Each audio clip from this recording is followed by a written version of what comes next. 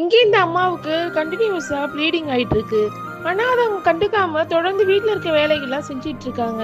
ஆக்சுவலா அவங்களோட ஹஸ்பண்டுக்கு உடம்பு ரொம்ப சரியில்லாம இருக்கும். இவங்க இருந்தாதான் அவரால் இன்சுலினே போட்டுக்க முடியும். அது மட்டும் இல்லாம அவங்களோட பொண்ணு இப்ப 3வது முறை பிரெக்னெண்டா இருப்பா. அவளையும் அவங்க தான் பாத்துக்கிற மாதிரி இருக்கு. அது மட்டும் இல்லாம அவங்களோட அம்மாவுக்கும் 80 வயசு ஆகுது. அவங்கள கவனிச்சுக்கவும் யாரும் இருக்க மாட்டாங்க. இவங்க தான் அவங்களுக்கு போய் சமைச்சு கொடுக்கறது எல்லா வேலையும் செய்யறதுன்னு இருக்காங்க. ஒரு நாள் இவங்களோட ஹஸ்பண்ட பத்தி ஹாஸ்பிட்டல்ல விசாரிக்க போறாங்க. அவரு நல்லா இருக்காரு, சீக்கிரம் சரியாயிடுவாருன்னு டாக்டர் சொல்றாரு. அதுக்கப்புறம் அந்த அம்மா அவங்களுக்கு தொடர்ந்து ப்ளீடிங் ஆகிறத பத்தி சொல்றாங்க.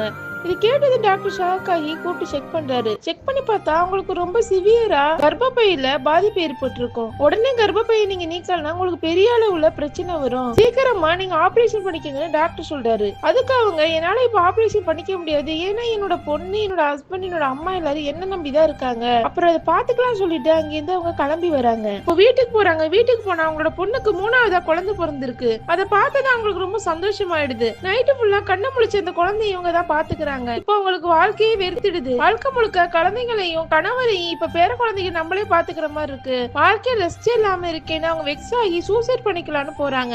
அந்த நேரமா பார்த்து அங்க ஒரு சிஸ்டர் வந்துடுறாங்க. அங்க இருக்க கேஸ் ஸ்மெல்ல பார்த்துட்டு சிஸ்டர் வந்து எல்லாத்தையும் ஆஃப் பண்ணிடுறாங்க. இப்போ ஒரு நாள் அந்த அம்மா ரோட்ல நடந்து போயிட்டு இருக்காங்க. அப்போ திடீர்னு மயக்கம் போட்டு விழுந்துடுறாங்க.